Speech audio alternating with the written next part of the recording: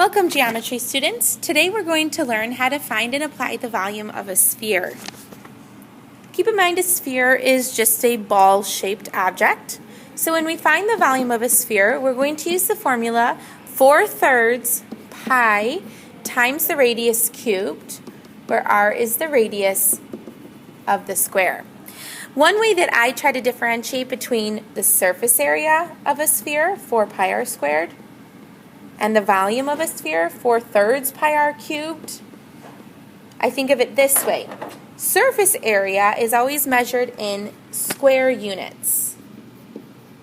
And unit squared, it has a squared in it on the radius. So when you're finding the surface area, you're squaring the radius. Volume is always measured in cubic units.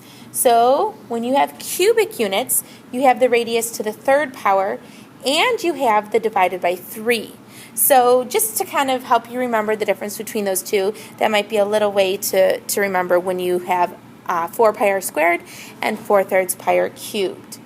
Keep in mind this formula does allow you to find how many cubic units will fit inside of the sphere. Example 1 says to find the volume of a sphere, and it tells us that a soccer ball has a diameter of 9 inches. We're asked to find the volume. So here's our soccer ball with a diameter of 9 inches. Be careful of the difference between radius and diameter. So we're going to use our formula, volume equals 4/3 pi r cubed. Make sure you have that formula correct or your calculations will not work out.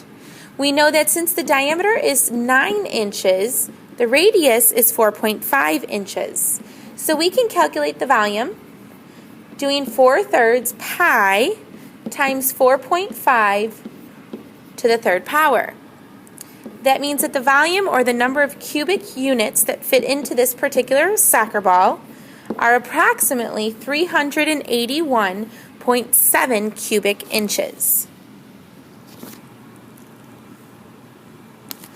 Example 2 says to find the volume of the composite solid.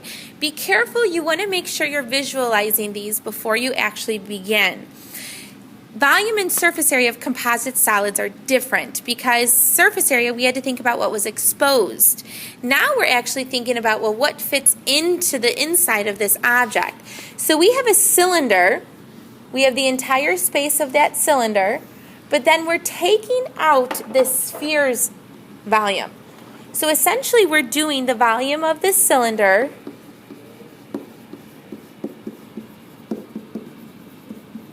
minus the volume of the hemisphere.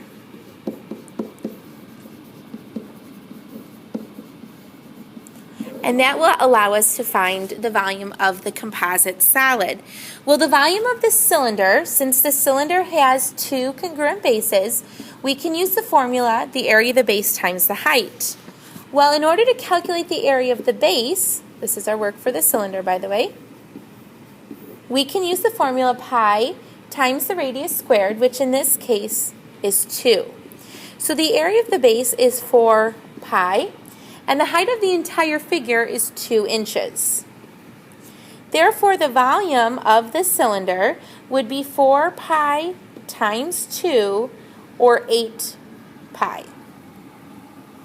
The volume of the hemisphere is just the volume of a sphere divided by 2.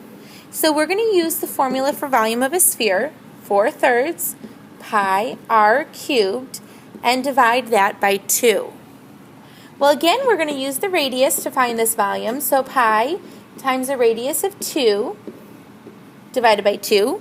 Make sure when you practice this, you simplify the numerator completely first, and then divide that volume by 2. So we should find that that volume is 33.51 if it were an entire sphere, divided by 2. So the volume of just the hemisphere is half of that, or 16.76 cubic units.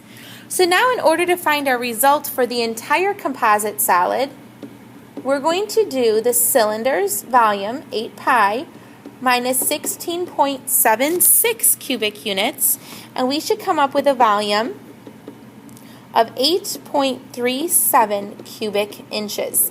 So the amount of cubic inches that fit inside of this composite solid is 8.37 cubic inches. Go ahead and try the U-Try now. If you have questions or do not get some of the answers correct, please do see me about that. And have a good day.